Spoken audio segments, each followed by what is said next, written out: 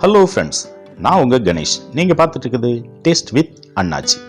கிராமத்தில் தேங்காய் வெங்காயத்தை உரலில் போட்டு இடித்தும் மசாலாவை அம்மியில் வச்சு அரைச்சும் ஒரு கோழி குழம்பு செய்வாங்க.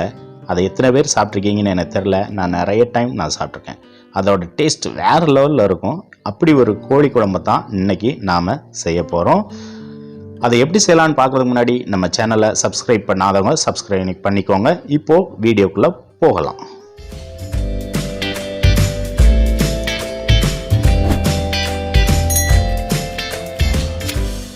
ஓகே, நம்ம இதுக்கு ஒரு சூப்பரான மசாலா ரெடி பண்ணிக்கலாம்.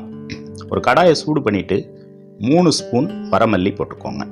நான் 1 கிலோ அளவுக்கு இந்த மசாலா பொருட்களை சொல்கிறேன். நீங்கள் அது கம்மியாக வச்சிங்கன்னா அதுக்கு தகுந்த மாதிரி வச்சுக்கோங்க. ஒரு 2 நிமிஷம் அதை நல்லா வறுத்துட்டு கூடயே 1 ஸ்பூன் சீரகம், 1.5 ஸ்பூன் மிளகு இதையும் போட்டு ஒரு 30 செகண்ட்ஸ் வருங்க. இப்போ 1 ஸ்பூன் சோம்பு, கொஞ்சமாக கல்பாசி, சின்ன துண்டு பட்டை, ஒரே ஒரு ஏலக்காய், ஒரு ஸ்டார் அனீஸ், கூடயே 4 கிராம்பு இதையும் போட்டு ஒரு 10 செகண்ட் மட்டும் ரோஸ்ட் பண்ணுங்க. தீ கம்மியாக இருக்கட்டும். இப்போது ஒரு 6லேருந்து 7 மிளகாய் வத்தல், உங்களுக்கு காரத்துக்கு தகுந்த மாதிரி கூட குறைய சேர்த்துக்கோங்க. அதையும் போட்டு 10 செகண்ட்ஸ் வறுத்துக்கோங்க. இதை ஆற விட்டு இப்போ நம்ம அதை பொடி பண்ணிக்கலாம். இப்போ நம்ம அம்மியில் அரைக்க முடியாதுங்கிறதுனால நான் மிக்சியில் பொடி பண்ணிக்கிறேன். அம்மியில் அரைச்சா அது வேறு லெவலில் இருக்கும். இப்போது மிக்சியில் போட்டு மிக்சி ஜாரில் போட்டு ஒரு சுற்றிட்டு கூடயே 1 ஸ்பூன் மஞ்சள் பொடி சேர்த்துக்கோங்க. சேர்த்துட்டு நல்லா ஃபைன் பவுடராக ஆக்கி அது ஒரு பக்கம் இருக்கட்டும். இப்போது நாம் ஒரு சட்டியை சூடு பண்ணி அதில் 100 ml நல்லெண்ணெய் ஊற்றிக்கிறேன். நல்லெண்ணெயில் செஞ்சால் தான் இது நல்லாயிருக்கும்.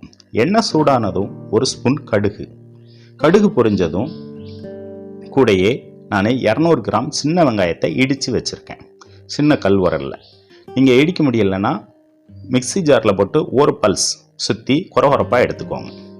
கூடையே கொஞ்சம் கருவேப்பிலை, காரத்துக்கு 2 பச்சை மிளகாய் இதையும் சேர்த்து நல்ல பச்சை வாசனை போகிற அளவுக்கு வறுத்து எடுக்கணும். இந்த வெங்காயத்துலேருந்து ஒரு ரா ஸ்மெல் வரும். அது போகிற அளவுக்கு இந்த மாதிரியான அளவுக்கு நம்ம வதக்கி எடுத்துக்குவோம். நல்லா வதங்கி வந்துருச்சு. இப்போது நம்ம கழுவி சுத்தம் பண்ணி வச்ச 1 கிலோ சிக்கனை சேர்த்துக்கிறேன். கூடையே 2 மீடியம் சைஸ் தக்காளி, 2 ஸ்பூன் இஞ்சி பூண்டு பேஸ்ட், 1 ஸ்பூன் உப்பு, கூடையே 1/4 ஸ்பூன் மஞ்சள் பொடி, 1 ஸ்பூன் வத்தல் பொடி. இப்போது இதை நல்லா கிளறி விட ஆரம்பிச்சிடலாம். அந்த தக்காளி வதக்கின வெங்காயம், நம்ம போட்ட மசால் பொடி, மஞ்சள் பொடி, வத்தல் பொடி அதை நல்லா இந்த கறியில் மிக்ஸ் ஆகிற அளவுக்கு நல்லா கலந்து விடுங்க. கலந்து விட்டுட்டு ஒரு மூடி போட்டு நம்ம மீடியம் ஃப்ளேமில் வேக விட்டுடலாம் 10 நிமிஷம். இப்போது நல்லா தண்ணி பிரிஞ்சு வர ஆரம்பிச்சிருச்சு. இப்போது நம்ம ஒரு கிளறி விட்டுட்டு நம்ம அரைச்சி வச்ச மசால் பொடி, அதாவது நம்ம ஸ்பெஷலாக வறுத்து அரைச்சோம்ல அந்த மசால் பொடியை 3 டேபிள் ஸ்பூன் சேர்த்துக்கிறேன். இந்த 1 கிலோ கறிக்கு இது சரியாக வரும். மசால் பொடி போட்டு நல்லா கிளறி விட்டுருங்க. கிளறி விட்டதுக்கப்புறம் இதுக்கு தேவையான தண்ணி நம்ம இப்போ சேர்த்துக்கலாம். நான் கிட்டத்தட்ட ஒரு 200 ml தண்ணி சேர்க்குறேன்.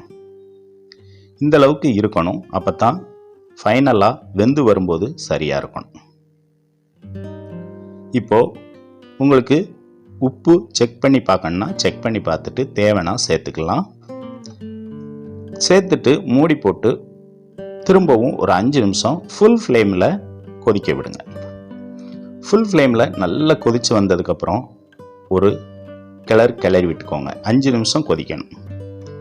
கிளறி விட்டுட்டு நான் ஒரு 2 சில் தேங்காயை குறகுறப்பாக அரைச்சி வச்சுருக்கேன். அதாவது சாப்பிடும்போது அது பல்லில் கடிப்படணும் அந்த அளவுக்கு குறகுறப்பாக அரைச்சி வச்சுருக்கேன்.